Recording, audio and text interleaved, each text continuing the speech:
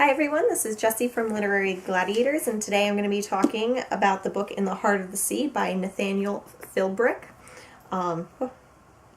Great book. That's the best way to, really start off this discussion. It's really a fantastic book with a lot of history in it.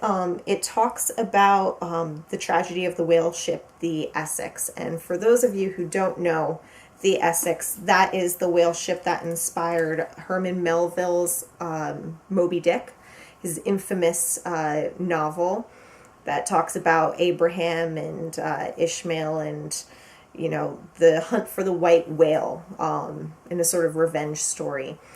With the Essex, it was a ship that basically took off from Nantucket and was sunk by a whale.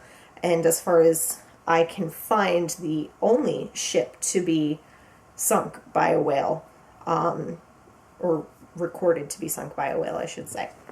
So I'm going to talk a little bit about that. I do highly recommend that you get a chance to read it, just to kind of give you a little bit of insight to how Herman Melville got the inspiration for his characters and for the story, because it's very much like how I felt about Ernest Shackleton's adventure, which he is mentioned pretty often in this book too, in comparison to the visits. But how I felt about that book, where it's like so exciting, you don't even realize that these were actual people who actually survived this or didn't survive this, or what actually happened to them. So I definitely recommend it.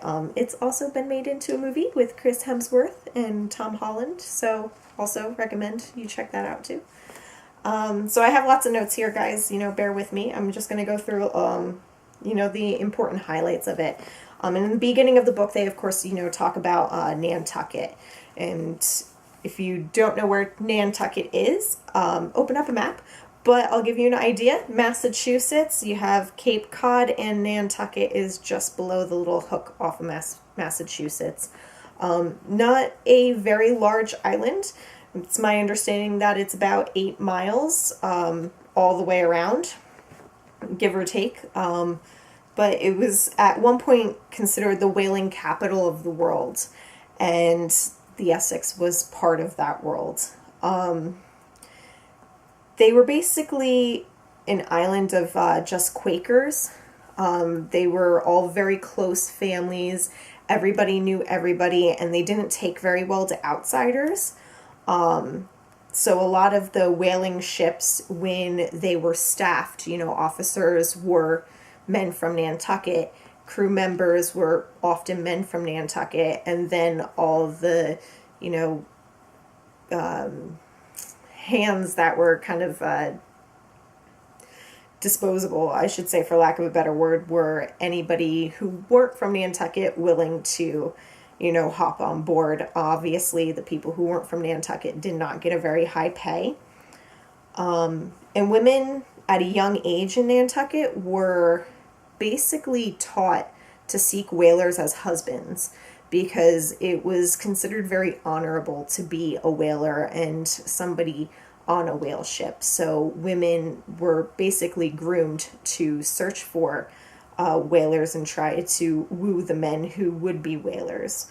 I thought that was very interesting, considering what a dangerous trade it was and how often these women would be widowed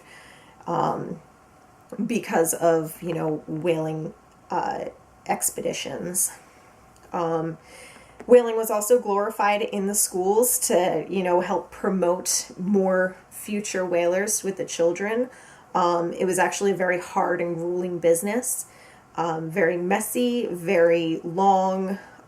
Nothing was really as it seemed in the schools, but they, did the best they could to encourage these young kids to become whalers, and I thought that was also very interesting.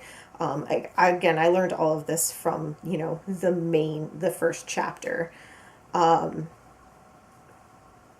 other thing that I found rather kind of understandable is on land, any man who was a whaler, had this very gentlemanlike kind of stature to him. Very respectful, walked around, shoulders back, head up high. But as soon as the men got onto the boats, it was almost like they were different people. There was more cursing. There was basically a whole different personality. And I felt that made sense because, you're living on a ship in the high seas, so you have to have more of a hard personality. Nobody can really, be lax at all. You have to do what you need to make sure everything's right with the ship. The Green Hand was basically one of the people who were not from Nantucket. They were known as Green Hands. So moving on, the officers of the ship were George Pollard. He was the captain. He was a big Nantucket name in the whaling industry. So he became captain.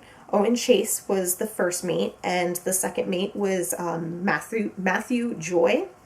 And then Thomas Nickerson is also mentioned quite often in this book because a lot of the accounts that they have in this book, like word for word accounts, come from Thomas Nickerson's diary. So he's mentioned a lot in The Heart of the Sea. When it came to eating on the ship, the officers generally ate better than anybody else for, I guess in a way, kind of obvious reasons for the time. The higher your rank, the more your pay, the better you ate, everything like that. Then after the officers, anyone who was from Nantucket had better meals than those who were not from Nantucket. And then the African Americans, the ones that were there, unfortunately, kind of were the least taken care of, which later on will kind of tell us why they didn't survive when they were on the whaleboats. But we'll get to that. So the Essex launched from Nantucket in 1799 for its first voyage, and its final voyage launched on August 12th of 1819. So it was one of the older ships that they had around.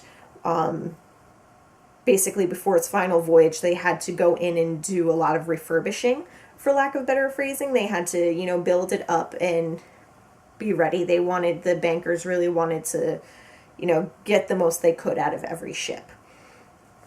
They rounded Cape Horn, which is the southernmost tip of South America, and moved into South Pacific waters. They really weren't having a lot of luck with the whales, or trying to find whales. George Pollard, by that point, had kind of, according to Nickerson, obviously every account is different, but according to Nickerson, by the time they rounded Cape Horn, George Pollard kind of proved himself as a sort of, I don't want to say cowardly, because he wasn't necessarily a coward. He just folded a lot. If his first and second mate, in a way ganged up against him, he would say, well, okay, then we'll do it your way. Instead of saying, okay, I'm the captain. I said, no, we're going to do it my way. And I felt that was kind of a flaw on his part. And definitely led to a lot of problems later on. They rounded Cape Horn in January of 1820, and after they did that, they stopped at the Galapagos Islands. And I found this to be a very interesting fact because that's where they loaded up on some provisions, and not so much provisions that you and I would think of. They basically went hunting for the massive turtles that are found on the Galapagos Islands. Weighing in at 100 to 800 pounds each. They would each go out onto the island and bring a turtle back to the ship that they would eat along their voyage, of course helping lead to their extinction. Moving on from the Galapagos, they went around to other islands that they could gather some things from, just extra food to help them along their way. Something else I found interesting was their stop at Charles Island, where Thomas Chappell decided that he was going to try to play a prank on his shipmates, and ended up accidentally setting fire to the entire island. It burned for about 3 days and was the reason that the Floridian island tortoise is extinct and the Floridian mockingbird is close to extinction. So all because of one man decided to play a prank. Guys, think before you play any pranks on your friends. You could, cause animals to go extinct. Moving on. So after they finished their excursions along the islands, they moved into the open waters of the South Pacific, where they had learned about a good whale hunting ground. And that's where everything went south, I should say. Chase and his whaleboat team were on the Essex repairing some broken whaleboats because along the way some accidents happened with storms and some whaleboats were damaged. So while George Pollard and Matthew Joy had their whaleboat teams out in the water trying to, harvest a whale, Chase was stuck back. They believe that what possibly may have caused the reaction from the whale was the hammering, actually, of, putting the boats back together. The hammering underwater sounds a lot like whale clicks, which attracted the bull, the male whale. Very large whale, 85 feet in length, which is incredibly large, especially for a sperm whale. And he moved at approximately 24 knots. For those of you who don't know, that is approximately 27 miles an hour. Also very fast for an animal. I know we don't think of that as very fast because we're thinking in terms of cars and planes and trains, but when it comes to marine life, that's actually quite fast, especially for a whale that's 85 feet in length. And he came out of nowhere and just rammed the Essex. And it stunned itself, hitting the boat along with everybody else. Everybody else is like, what is happening? Did a whale really just attack us? But when the whale hit the boat as hard as he did, he stunned himself, and Chase had actually had the opportunity to harpoon the animal. However, his tail was really close to the water, so if he didn't get a kill shot with the first shot, they were looking at a destroyed ship. So in his own account, he does not mention this. This account is from Thomas Nickerson. So I guess, it kind of shows that Chase felt a little bit guilty. And this is my opinion. I feel like he probably felt guilty. If he had taken that risk and killed the animal, the Essex would have never sank. But he didn't. And when the whale came to, he dove down, he resurfaced, a little further away, and then rammed the boat again, essentially shattering it. And it swam away and was never seen again. In the movie, they do see the whale again. And Chase has a vengeful kind of feeling, like he wants to kill it. And that just kind of shows that Chase was feeling vengeful against this animal. They don't really go into it in the, like I said, the mainstream popular movie, and this is something that you wouldn't get unless you read the book. But Herman Melville's Captain Ahab is believed to actually be based on Chase and not Captain Pollard, because when Chase went out afterwards, even though he did ultimately become a merchant sailor, he was so obsessed with this whale for a little while that they believe it was actually Owen Chase that Captain Ahab was based off of. So when Captain Pollard and Matthew Joy and all of their whaleboat teams turned around and basically saw that the ship was essentially gone, it was no longer upright in the water, it was literally on its side and sinking, they immediately started heading back to the boat, while Owen Chase and his crew, including Thomas Nickerson, grab as much stuff as you can, get in the whaleboat, and, we'll try to make the best of it. And I liked this line, Captain Pollard was the first to return, and he shouted, "My God, Mr. Chase, what is the matter?" And Chase answered, "We have been stove by a whale." And I kind of found that line to be very surreal a little bit.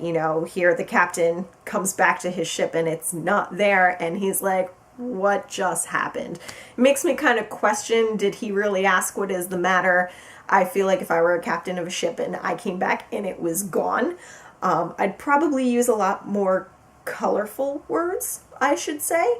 I'd be a little bit more in disbelief. I wouldn't ask what is the matter. I'd say, where is my ship? But, we're not going to go into that anymore. So at that point, they kind of had to decide what to do, where to go, how they were going to live, because they were stuck in the middle of the South Pacific. There's really nothing close when you're in the middle of the ocean. And so they kind of brought it up for discussion, and I feel like this is where Captain Pollard's folding really turned against the men. At first, maybe when there were some things going on when he should have folded or he did fold, this is where it really, the big turning point.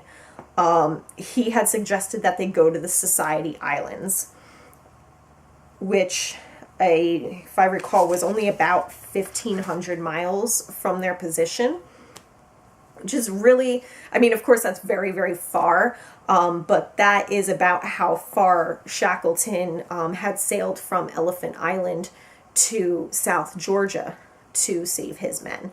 I think actually, it was a little less what he did, but, essentially the same kind of voyage that can show you can survive that. 1,500 miles will be hard, but you can do it. You have some provisions from the boat from the Essex that you took. You can do it. However, the men of the Essex did not want to go there. They had heard or read articles on Nantucket that there were cannibals in the Society Islands of natives who would hunt men and kill them and eat them, and they were very afraid of that. They did not want to be eaten. So they didn't go. Captain Pollard folded, and he said, okay, we'll start heading for South America then, which is a lot further. I believe that was 3,000 miles? Over 3,000 miles from where at their point. And that to me was just, the perfect example of ignorance. At the time, and again, this is all in the book, something you wouldn't really get if you don't read the book. At the time, there were many articles that were released throughout the United States of voyages that had gone to the Society Islands. They were now part of British territory, so they were inhabited. Yes, they had natives there, but they were not eating people. So it was basically contradictory to what they believed. And they didn't know that because they refused to read, or the people of Nantucket basically refused to read the articles from the mainland. So they believed these very outdated rumors of cannibals on the Society Islands, and because of that, it eventually led to the doom of most of them. And Captain Pollard was swayed again by his men, and they basically set sail, 20 sailors in 3 inadequate whaleboats with very lack of supplies, I guess is the best way of saying it. They had almost nothing. They had hardtack, which is basically a very dry bread, and no water. They had some water, but not enough to basically survive on. And that's where everything kind of goes south. They decide to start heading towards South America, and on their way, they're separated multiple times. Some of the boats get attacked by orcas. They're just really having a rough time being stuck on these boats. They eventually run out of food. and that's the problem. They only had enough hardtack and water to barely last them 60 days, and a 3,000-mile journey was going to last them at least 90 days. And they did not have what they needed to survive. Eventually, the drawing of lots had come into play. And to give you an idea of what that is, it's basically, you have some wood, or in our case, modern day, straws, drawing straws. You had one that was shorter than the others, and you held them in your hand, and you picked them. Whoever had the short straw was, the loser of whatever bet was going on. In this case, it was the person who was killed and eaten. Again, which is what I find rather ironic. They didn't go to the Society Islands because they were, afraid of being eaten. And now it's come down to they have to eat each other just to live. It's only mentioned that the drawing of lots was done in Captain Pollard's boat. Unfortunately, sort of, all the men were relatively healthy. They weren't really sick or dying of starvation like they were in the other boats. So it came down to drawing lots because they had one gun with very few bullets, and they had to pick somebody to die. So Pollard's boat was brought to that point, and the book addresses different viewpoints on this part, which I found very interesting because the movie also depicts a totally different point.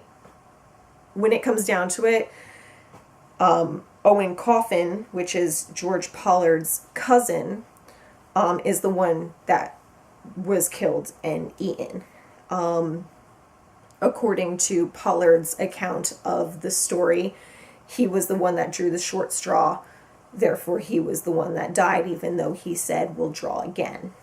However, when George Pollard did get back to Nantucket and had a very private conversation with his aunt, she refused to talk to him afterwards, and many people believe that it is because George Pollard actually drew the short straw and Owen Coffin took his place instead, because no crew should be without a captain.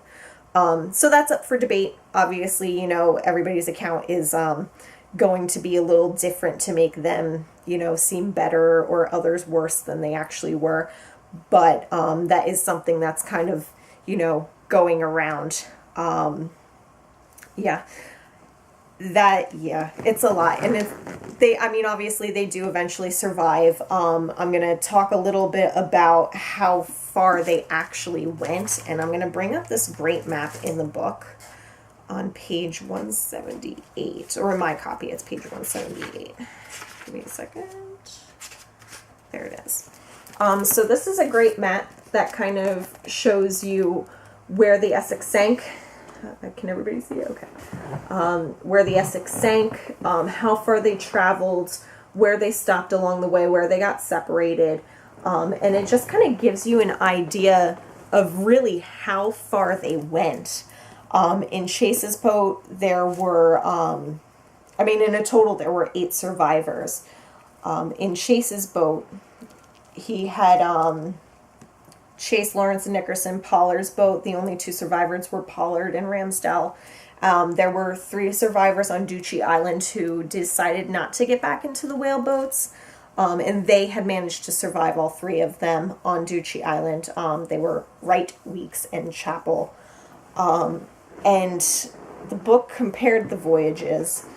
Pollard's boat, from the moment the Essex had sunk to the moment they were rescued, was a total of 4,500 nautical miles, which is 500 miles more than Captain Bligh when he survived a mutiny on his ship and was put into a boat and stuck out at sea, and about 5 times further than Shackleton's voyage to South Georgia. So that kind of gives you an idea of how long they were stuck in these boats in the South Pacific. In my opinion, I personally think Chase, or at least the way he's depicted in this book by Nickerson, he showed the truest amount of endurance and leadership. He just struck me as that male leader, that one that everybody looked to, even though throughout the book, Nickerson had mentioned there were times where he was sweating, he couldn't sleep at night, but he was the one that not only fought off the others from eating the food, he fought himself from eating the food. He did what he had to. He did eventually make the suggestion, stop throwing the dead overboard. We really have to eat something. So he managed to keep these three men alive. I mean, yes, some of them did die of starvation. So, in my opinion, Owen Chase really showed the most endurance and the greatest leadership. He was really just, that male leader that you want to have in charge. He was really something. And according to Nickerson, he's the reason that they were able to stay alive as long as they did. And yes, some of the men on his boat did die of starvation, but he ultimately rationed all of the food and the water out properly. And when it came down to it, he was the one that made the suggestion, instead of tossing our dead overboard, maybe we should eat something. And even though, according to Nickerson, they ate in silence, because nobody actually wants to eat their friends, that decision ultimately saved their lives. And that was the hardest part too. All of the survivors were the men from Nantucket. And that kind of goes back to what I was saying before about how, the people ate. When you had the officers, George Pollard, Chase, and Matthew Joy. Matthew Joy actually got very sick along the voyage, which had nothing to do with starvation. He was just very sick, so he ultimately ended up dying. But the officers survived because their bodies were better prepared to survive beforehand. They had the better food in their system. They had more food in their system. And then the Nantucketers, they had more food in their system. The Green Hands and, unfortunately, the African Americans did not have, the proper sustenance prior to the sinking of the Essex, which then later on made it sort of easier for them to die, for lack of better phrasing. They didn't have the strength because they weren't given what they needed to survive beforehand. So unfortunately, African Americans and the Green Hands were the first to go when it came to, survival of who can starve for longer.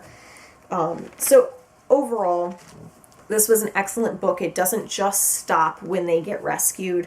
It does talk about, what happened after. It also goes into detail, and I found this part very intriguing, but also very disturbing, what it's like to starve to death. And it really, paints a beautiful picture of dying. I honestly can't imagine what it would be like. I mean, if I skip dinner by the next morning, my stomach's like killing me because I'm so hungry. I can't imagine what it'd be like to go 30, 60 days, a whole 90 days only eating a third of what my body needs to survive. So it's really something how he goes into it and talks about it. And because all of their accounts do talk about their starvation and how hard it was to prevent themselves from eating more food or, really going crazy. And that was another thing too, once some of the men got a taste for food after so long, they turned animalistic. They wanted more. They would go so far as possibly even attacking each other if they could, but they couldn't because they were so weak from not eating. It's really just, it's a horrible, horrible tale, but such a good book, and it, you know, your suffering really isn't that bad because nobody suffered like these guys did. It was really, really something. So I do recommend that you read it. So I actually, I read this book, and then I sat down and watched the movie and kind of compared it. And if you don't have time to read the book, the movie really is not that far off. It's something. It's really something. And I was actually just reading this review on the back that says Nathaniel Philbrick has taken one of the most horrifying stories in maritime history and turned it into a classic, rich with detail on topics ranging from celestial navigation and whale biology to the history of cannibalism. This is historical writing at its best, and at the same time, one of the most chilling books I have ever read, from the author of The Perfect Storm, Sebastian Junger. I'd have to agree with him. It's a very chilling book, very heart-wrenching. Yeah, I definitely recommend it. I'd give this book, I think I gave it 4 stars on Goodreads. It's really something. Pick it up, guys. Read it. In the Heart of the Sea by Nathaniel Philbrick. So you can see, it's great. Lots of pictures in the book, too, that you can really get an idea. As I showed you the map, you know, see how far they really went.